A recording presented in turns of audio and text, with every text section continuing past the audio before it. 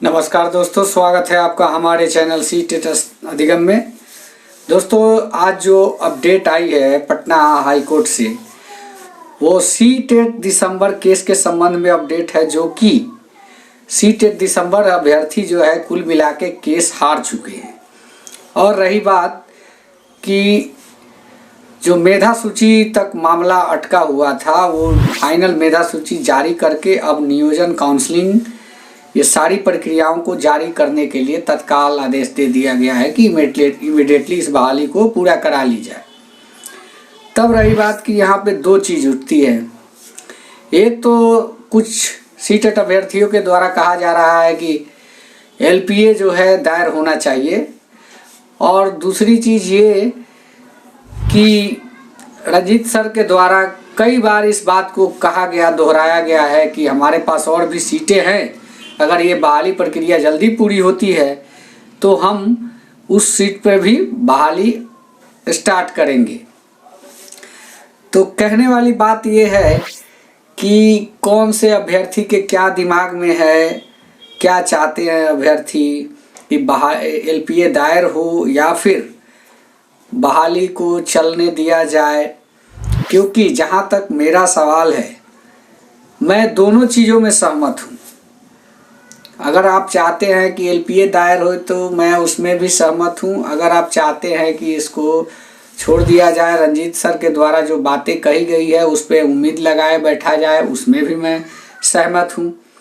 क्योंकि अब जो है माननीय न्यायालय का फैसला आ चुका है, जिसमें सीटेट दिसंबर का जो केस है उसको हार डिक्लेयर कर दिया गया है और वो केस बिल्कुल पूरी तरीके से खारिज कर दिया गया।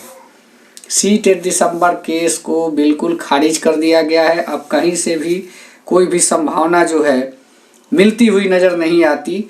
हालांकि हम लोगों ने उम्मीद लगाए बैठा था कि इसमें हम लोग को मौका मिलेगा, क्योंकि हम लोग एक लंबे समय से संघर्ष करते हुए आ रहे थे। तो कोई भी आदमी अगर संघर्ष करता है तो यही सोच के करता है कि हमको जो रिजल्ट मिलेगा, कम से कम हमने जो ईमानदारी से मेहनत किया है उसका तो कुछ नतीजा निकलेगा ही। लेकिन इस बार ऐसा नहीं हुआ। हमने भी आप लोग को वीडियो के माध्यम से बहुत सी बातें बताई, जो कि आप लोग मतलब अपने को संभालिए, हमारे साथ बने रहिए, और जो है बहाली प्रक्रिया में हम लोग शामिल होंगे। बहुत तरीके की बातें कही जो बिल्कुल गलत साबित हुए। इस चीज़ के लिए मैं भी माफ़ी आपसे मांगता हूँ। मैंने भी अपडेट वही देने का कोशिश किया जो अपडेट हमारे पास आती थी सोशल मीडिया के माध्यम से, पेपर के माध्यम से, या फिर फ़ोन कॉलिंग के माध्यम से। जैसे भी हमारे पास अपडेट आई वैसा अपडेट मैंने आपको दिया। तो कहीं भी हमारे द्वारा कोई मनगढ़ंत कहानी आपको नहीं बताई गई।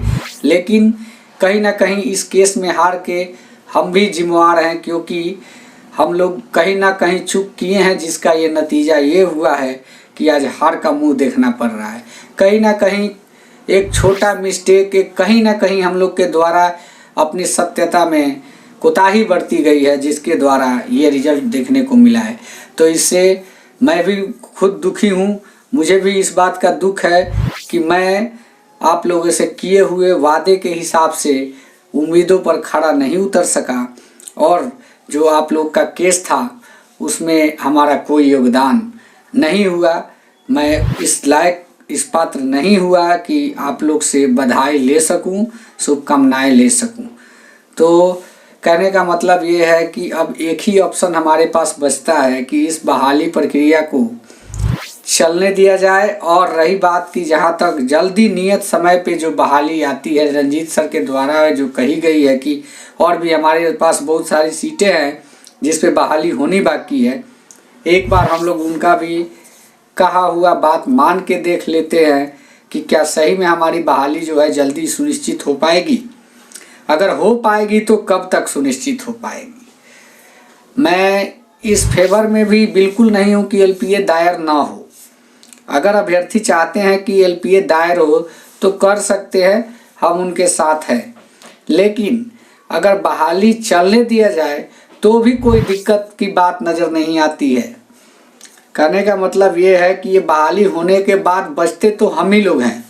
दूसरा कोई तो बचता नहीं है। हाँ, आने वाले जो सीटेट की परीक्षा है, जो बिहार टीईटी का आयोजन होगा, उसके परीक्षार्थी होंगे।